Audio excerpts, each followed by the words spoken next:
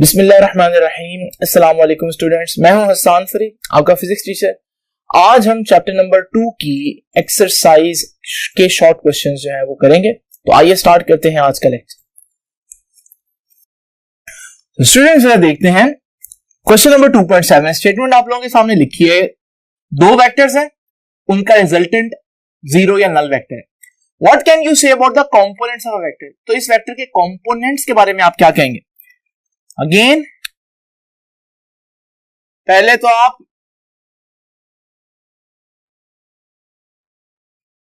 Answer में एक conclusive statement देंगे और फिर आप उसको एक्सप्लेन करेंगे। तो मैं पहले एक्सप्लेन करता हूं और फिर उसकी बिना पर हम आंसर में क्या लिखना है वो देखेंगे। तो जरा देखिए, दो वेक्टर्स हैं, उनका सम नल वेक्टर आ रहा है। तो मैं इस वेक्टर ए को उसके कंपोनेंट्स की फॉर्म में लिख सकता हूं, ए एक्स आई प्लस ए वाई जे। और ये जो दूसरा वेक्टर बी है, इसको कंपोनेंट्स की फॉर्म में लिख सकता हूं, बी एक्स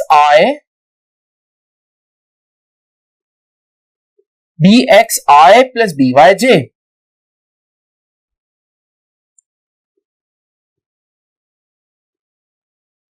और ये दोनों वेक्टर्स ऐड होकर क्या रहे हैं? जीरो या नल वेक्टर। तो मैं नल वेक्टर को भी यूं लिख देता हूं, जीरो वेक्टर के बजाय लिख देता हूं कि जीरो आई और जीरो जे, क्योंकि जब आई भी जीरो होगा जे भी जीरो होगा तो वो नल वेक्टर होगा। अब आपको मालूम है आई में आई हैट ही ऐड हो सकता है, तो ये हमारे पास आ जाएगा ए एक्स आई हैट प्लस बी एक्स आई हैट। इसी तरह से y में y कंपोनेंट ही ऐड होगा, तो ए वाई जे प्लस बी वाई जे। और वहां पर हमारे पास जीरो आई हैट प्लस जीरो जे है। अब जरा देखिए, हमारे पास यहां से आई हैट कॉमन आएगा।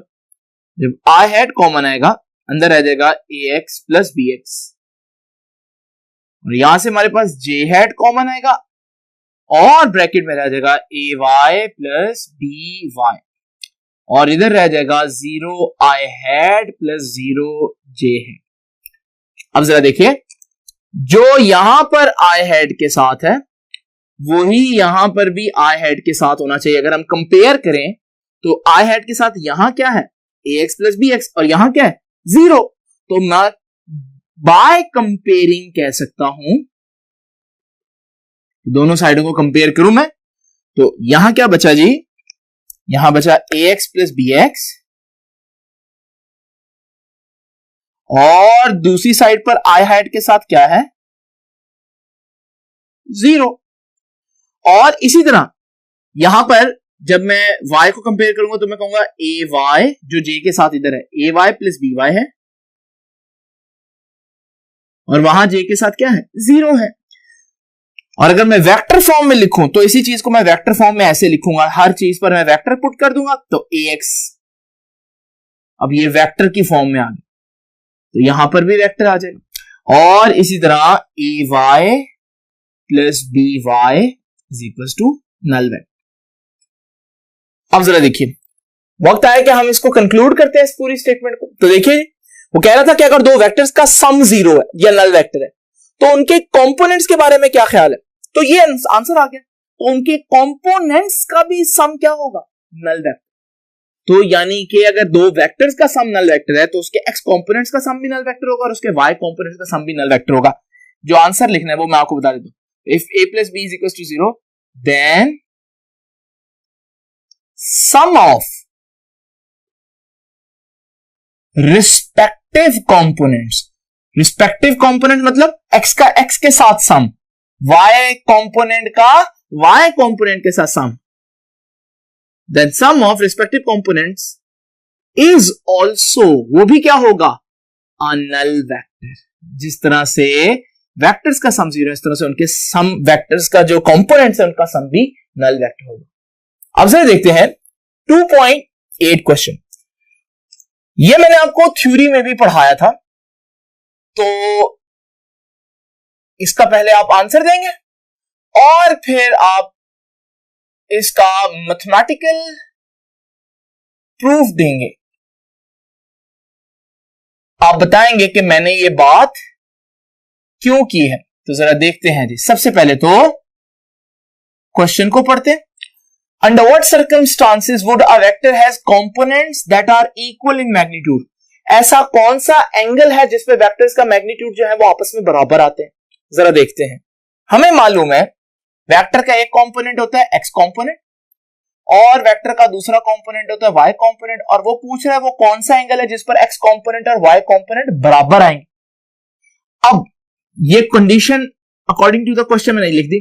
अब एक्स कंपोनेंट सबको मालूम है किसके बराबर होता है, ए एक्स ए कॉस थीटा होता है, और ए वाई ए साइन थीटा होता है। ये देखिए जी, ए तो ए से कैंसिल हो गया, साइन थीटा उधर है, कॉस थीटा उधर जाकर डिवाइड हो जाएगा। तो नेक्स्ट स्टेप में हम कहेंगे sine theta over cos theta किसके बराबर आएगा, 1 के, क्योंकि अगर कॉस उधर चला जाएगा तो इधर तो पीछे 1 रह जाएगा। और sine theta over cos theta होता क्या है, sine theta over cos theta तो टेन थीटा होता है, तो टेन थीटा 1 आ गया। अब टेन किस एंगल पर 1 आंसर देता है, याद रखिएगा थीटा जब 45 हो। कैलकुलेटर से करके देखिएगा, टेन 45 1 होता है। इसका मतलब वो कौन सा एंगल है जिस पर वेक्टर के कंपोनेंट्स बराबर होते हैं, तो वो एंगल है 45 डिग्री। तो यही बात आप आंसर में लिखेंगे। तो under what circumstance would a vector has component that are equal in magnitude, क्या सर्कमस्टांस है, व्हेन वेक्टर मेक्स, वेक्टर बनाए 45 डिग्री फ्रॉम पॉजिटिव एक्स एक्सिस। जब वेक्टर पॉजिटिव एक्स एक्सिस से क्या एंगल बनाए, 45 डिग्री बनाए, उस वक्त हम कहेंगे कि एक्स कंपोनेंट जितना आएगा वाई कंपोनेंट भी उतना ही आएगा। रीजन क्या है, एक्स कंपोनेंट में कॉस आ रहा है और वाई कंपोनेंट में साइन आ रहा है, और 45 पर जितना साइन की वैल्यू होती है उतनी ही कॉस की वैल्यू होती है। अब जरा देखिए जी, क्वेश्चन नंबर 2.9 कहता है, is it possible to add a vector quantity into a scalar quantity? क्या एक वेक्टर को एक स्केलर में ऐड किया जा सकता है? आपसे पूछ रहा है, तो यस और नो में आंसर होगा। तो सबसे पहले तो आप आंसर देंगे यस और नो में, और फिर डेफिनेटली आपको अपने आंसर को जस्टिफाई भी करना पड़ेगा कि मेरा आंसर यस और नो में से अगर यस है तो क्यों है, अगर नो है तो क्यों है। तो जरा देखते हैं। पहले मैं आपको एक्सप्लेनेशन समझाता हूं। वेक्टर क्वांटिटी और स्केलर क्वांटिटी दो different types of physical quantities है। एक के लिए डायरेक्शन चाहिए होती है, दूसरे की डायरेक्शन नहीं चाहिए, तो इनको हम ऐड नहीं कर सकते क्योंकि ये दो different types of physical quantities हैं। तो पहली रीजन आपने क्या देने, two different physical quantities. Scalars और वेक्टर्स जो हैं वो डिफरेंट फिजिकल क्वांटिटीज है, एक के लिए डायरेक्शन चाहिए होती है, एक के लिए नहीं चाहिए। दूसरा आर्ग्यूमेंट आप क्या कहेंगे, आप कहेंगे वेक्टर्स को वेक्टर्स में ऐड किया जाता है, और वो किसके जरिए, वेक्टर्स आर एडेड, किस मेथड से ऐड करना सीखा था हमने वेक्टर्स को, हेड टू टेल रूल। तो वेक्टर्स को ऐड किया जाता है by head to tail rule, जबकि स्केलर्स को स्केलर्स में ऐड किया जाता है, स्केलर्स आर एडेड, किस तरीके से ऐड किया जाता है जी, बाय अरिथमेटिक रूल। तो स्केलर्स को ऐड करने के लिए रूल ही डिफरेंट है, अरिथमेटिक रूल है। ये अरिथमेटिक रूल क्या होता है, ये जो 3 + 5 8 होता है, 7 + 3 10 होता है, ये सिंपल अरिथमेटिक है। जबकि वेक्टर्स को ऐड करने के लिए उनको ड्रॉ करना पड़ता है, ग्राफिकल मेथड सीखा हम लोगों ने, हेड टू टेल रूल। तो फिर अगर आप वेक्टर को स्केलर में ऐड करेंगे तो फिर तो हम दोनों रूल्स को ब्लेंड तो नहीं कर सकते। इसका मतलब सिंपल आंसर ये हुआ कि हम वेक्टर को स्केलर में ऐड नहीं कर सकते। उसने पूछा इज इट पॉसिबल, तो आप बोलेंगे no, it is not possible.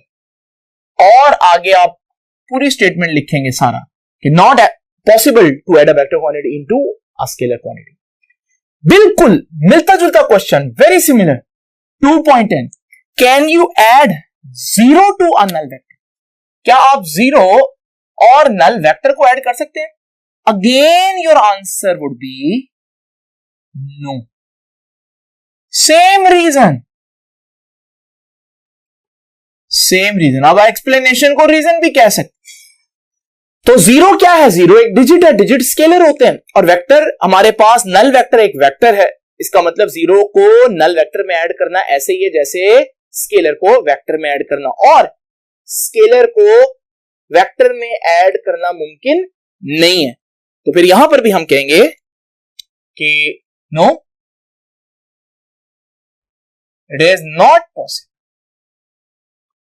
और आप पूरी स्टेटमेंट लिखेंगे क्या पॉसिबल नहीं है, not possible to add 0 to a null vector. और रीजन अब मैं यहां लिख देता हूं, सेम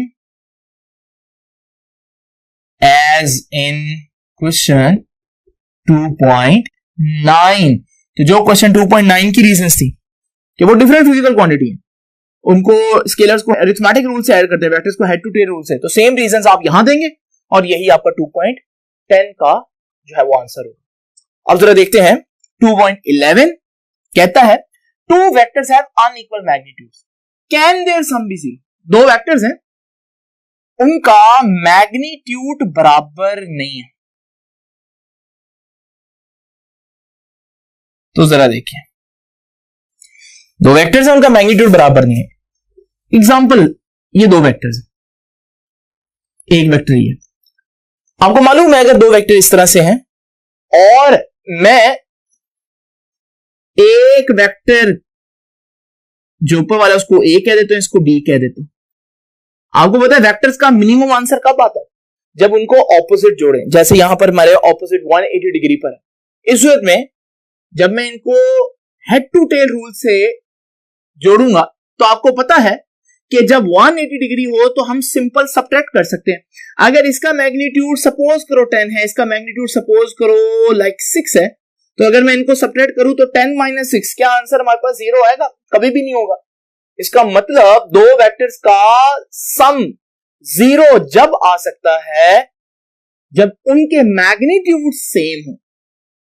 तो अनइक्वल मैग्नीट्यूड्स में क्या वो एक दूसरे को कैंसिल कर सकते हैं? कभी भी नहीं कर सकते। तो इसका मतलब हम कहेंगे कि आंसर पहले यस और नो में, उसने बोला कैन देयर सम बी 0, तो आप कहेंगे no, no their sum can not be 0, their sum can not be 0, उनका सम 0 नहीं हो सकता। और एक्सप्लेन क्या करेंगे कि सम 0 होने के लिए क्या जरूरी है? फॉर सम टू बी 0, सम को 0 होने के लिए vectors must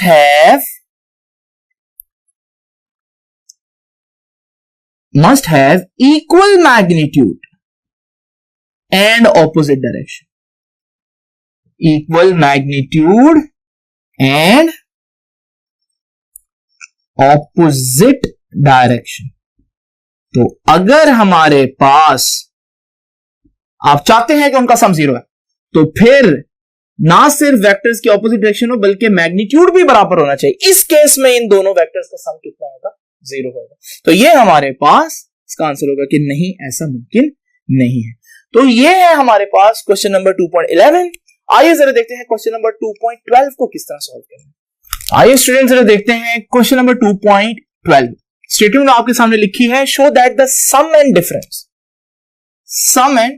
difference of two perpendicular vectors of equal length are also perpendicular and of same length। एक स्टेटमेंट के अंदर बहुत सी इंफॉर्मेशन है, तो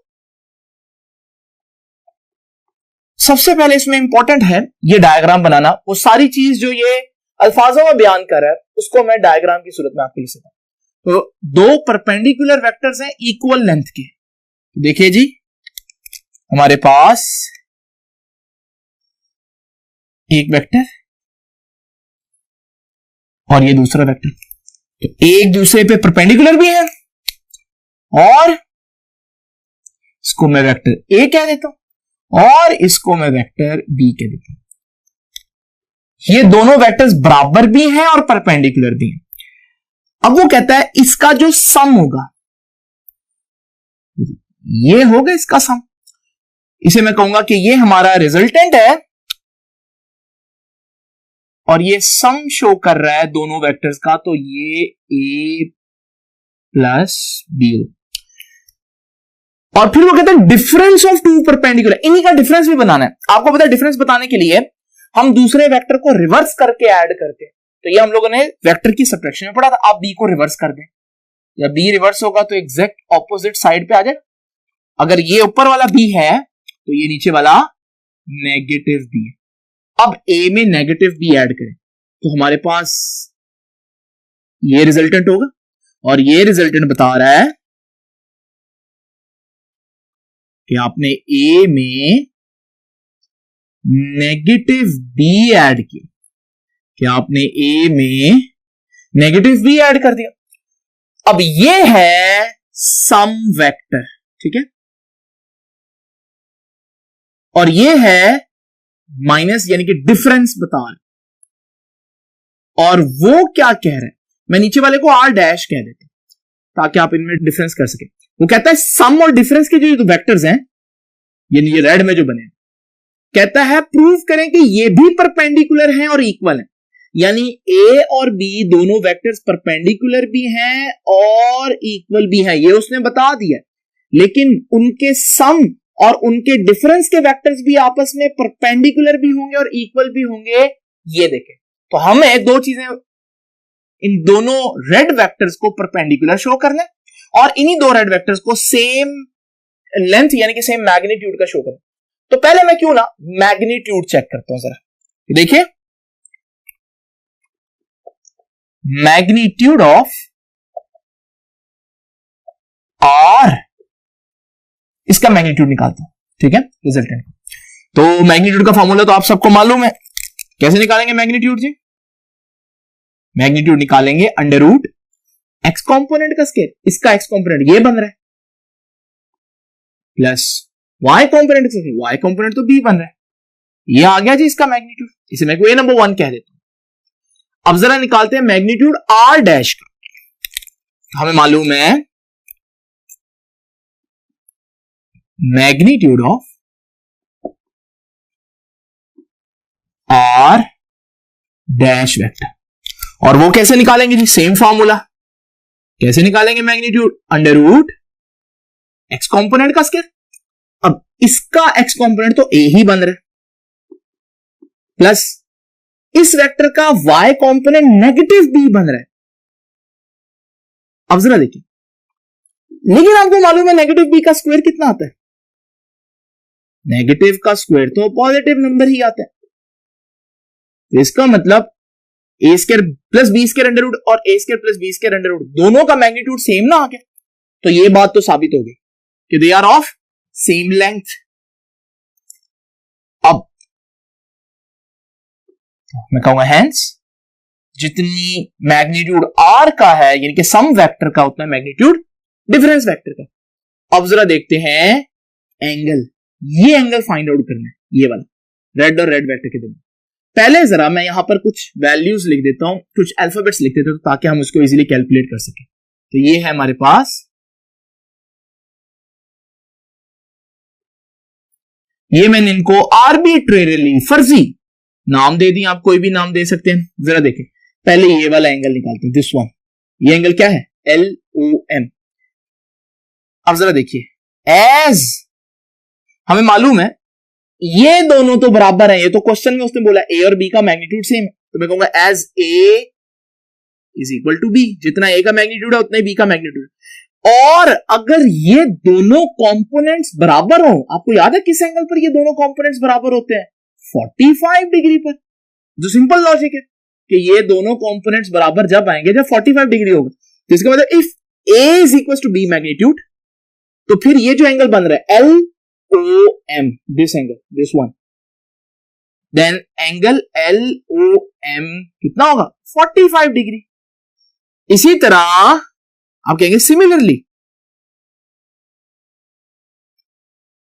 MON कितना एंगल होगा MON, तो ये भी दोनों मैग्नीट्यूड सेम है, ए और नेगेटिव भी में मैग्नीट्यूड में तो सेम होंगे, तो ये एंगल भी कितना आएगा जी 45 डिग्री आएगा। तो फिर एंगल MNOM भी कितना आएगा 45 डिग्री। अब हमें एंगल निकालना है किसके दरमियान, दोनों रेड वेक्टर्स के दरमियान, यानी कि सम और डिफरेंस के वेक्टर के दरमियान। तो मैं दोनों को ऐड कर दूंगा तो आ जाएगा ये वेक्टर, ये एंगल LON फाइंड आउट करना। तो एंगल LON किसके बराबर आएगा, एंगल LOM ऊपर वाला एंगल, और उसमें ऐड कर दूंगा एंगल LNOM, और जब ये दोनों एंगल्स तो 45 है, तो जब मैं ऐड करूंगा तो आंसर कितना आएगा 90 डिग्री। इसका मतलब ये दोनों वेक्टर्स भी एक दूसरे पर क्या हुए परपेंडिकुलर, तो परपेंडिकुलर भी प्रूव हो गया, और सेम लेंथ तो मैंने पहले ही प्रूव कर दिया था। तो आप इसका कंक्लूजन क्या लिखेंगे, आप इसका कंक्लूजन लिखेंगे कि हेंस, और आगे सारी स्टेटमेंट ये लिखेंगे, hence that if sum and difference of two perpendicular vectors of equal length are also perpendicular and of same length। तो ये सारी स्टेटमेंट आप इसी के साथ आगे लिख देंगे रिजल्ट के तौर पर। आइए सर देखते हैं नेक्स्ट क्वेश्चन।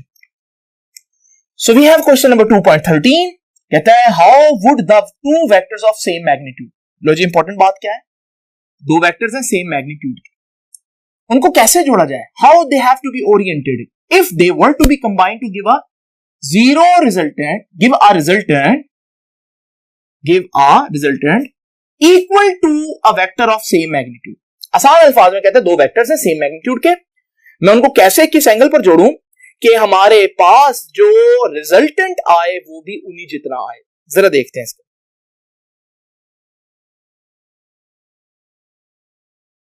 देखिए जी, सबसे पहले मैं आपके पास सिचुएशन एक्सप्लेन करता हूं। सिचुएशन कुछ इस तरह से, दो वेक्टर्स हैं, इमेजिन करें एक वेक्टर को मैं कह देता हूं ए, और एक वेक्टर को कह देता हूं कि वो बी है। So this is A, this one is B, और हमारे पास रिजल्टेंट जो है वो आर है। अब मैं चाहता हूं कि जितना ये हो उतना ही ये है, लेकिन इनको ऐसे एंगल पर जोड़ूं कि ये जो रेड वाला आंसर आ रहा है ये भी उन्हीं जितना है। अगर ये तीनों साइडें बराबर हो गई ये तो एक इक्विलेटरल ट्रायंगल नहीं बनेगी, और इक्विलेटरल ट्रायंगल के बारे में आप लोग जानते हैं कि इक्विलेटरल ट्रायंगल में सारे एंगल 60 होते हैं। तो जब भी हमारे पास तीनों साइड्स बराबर हो किसी भी ट्रायंगल की तो उसके एंगल 60 बनेंगे। तो फिर दो वेक्टर्स के बीच क्या एंगल हो कि उनको जोड़े और रिजल्टेंट भी उतना ही आए। तो आप में से कुछ बच्चे सोचेंगे 60, लेकिन ये वेक्टर्स है बेटा, और वेक्टर्स में हम लोगों ने पढ़ा है कि एंगल कोई भी नहीं लिया जा सकता, बल्कि वेक्टर्स के दरमियान एंगल हमेशा उनकी टेल्स के दरमियान होगा। यहां पर इस वेक्टर का हेड आ रहा है जबकि दूसरी वेक्टर की टेल आ रही है, तो ये तो जो एंगल 60 आ रहा है ये तो टेल और हेड के दरमियान बन रहा है। इसका मतलब अगर आप सही एंगल देखना चाहते हैं, आप ये जो ए वेक्टर इसको थोड़ा सा आगे ले जाओ, जरा इमेजिन करो ऐसे, जब आप इसको थोड़ा सा आगे ले जाओगे, अब ये वेक्टर ए इधर आ गया। अब आप जरा इमेजिन करें, अगर ये एंगल देखें, ये वो एंगल है जिसका वो पूछ रहा है, क्योंकि ये टेल और टेल के दरमियान बन रहा है एंगल। आपको मालूम है ये टोटल एंगल 180 होता है, इतना 60 है, तो फिर बकाया कितना होगा 120 डिग्री। यानी कि दो वेक्टर किस एंगल पर हो तो उनका रिजल्टेंट भी उन्हीं जितना आएगा, तो इसका आंसर है 120 डिग्री। ठीक है जी। तो इसकी एक्सप्लेनेशन में आप रीजन देंगे किसकी, कि ये इक्विलेटरल ट्रायंगल है जिसकी तीनों साइडें बराबर होती, और तो आप इसका आंसर क्या लिखेंगे कि हमारे पास एट व्हाट एंगल, तो आप लिखेंगे at theta is equal to 120 degree. तो अगर एंगल 120 डिग्री हो दो वेक्टर्स के दरमियान, दो वेक्टर्स की टेल्स के दरमियान, तो फिर हम जब उनको ऐड करेंगे तो उनका रिजल्टेंट उतना ही आएगा जितना उनका खुद का मैग्नीट्यूड है। तो इक्विलैटरल ट्रायंगल की पूरी रीजन में आपने इसको जरा थोड़ा सा ज्यादा एक्सप्लेन करना, ठीक है जी। अब जरा देखते हैं हम 2.14 क्वेश्चन। तो नेक्स्ट क्वेश्चन है हमारे पास 2.14। 2.14 कहता है the two vectors to be combined have magnitude 60 newton and 35 newton. दो वेक्टर्स हैं जिनको हम जोड़ रहे हैं और 60 न्यूटन 35 न्यूटन उनके मैग्नीट्यूड्स हैं। कहता है इनमें से कौन सा उसका सम होगा। इन तीन में से दो आंसर गलत है और कहता है एक ही आंसर करेक्ट क्यों है। आपको मालूम है जब भी हम दो वेक्टर्स को ऐड करते हैं उनका मैक्सिमम आंसर कब आता है, जब वो एक दूसरे की डायरेक्शन में हो, पैरेलल हो। और कितना आता है, जितना उनका सम होता है। तो अगर इन दोनों का मैक्सिमम रिजल्टेंट देखूं तो मैक्सिमम रिजल्टेंट कितना बनेगा, 60 प्लस 35 जितना उनका सम है। और 60 प्लस 35 कितना होता है, 95। यानी मैक्सिमम रिजल्टेंट कितना आया, 95 न्यूटन। क्या 95 न्यूटन से आंसर ज्यादा हो सकता है, नहीं है तो मैक्सिमम रिजल्टेंट है, इससे ज्यादा आंसर तो हो ही नहीं सकता। तो फिर ये जो 100 न्यूटन है ये तो फिर मुमकिन ही नहीं होगा क्योंकि ये तो 95 मैक्सिमम आंसर से भी ज्यादा है। तो यहां से हम 100 न्यूटन को क्या कर देंगे, रूल आउट कर देंगे, इस ऑप्शन को निकाल देंगे, ठीक है जी।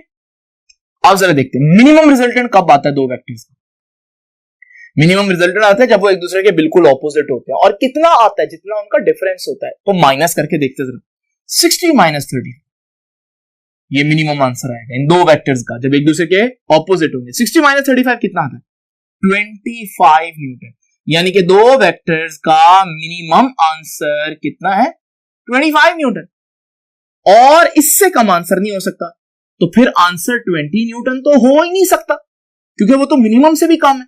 तो इसका मतलब यहां पर 25 न्यूटन वाला आंसर भी क्या हो गया, रूल आउट, निकल गया।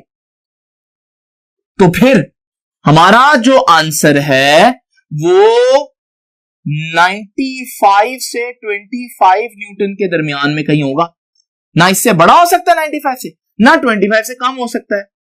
और 95 और 25 के दरमियान एक ही आंसर है। तो फिर यही हमारा पॉसिबल आंसर है। तो ये था हमारे पास क्वेश्चन नंबर 2.14। अब जरा देखते हैं मजीद क्वेश्चंस।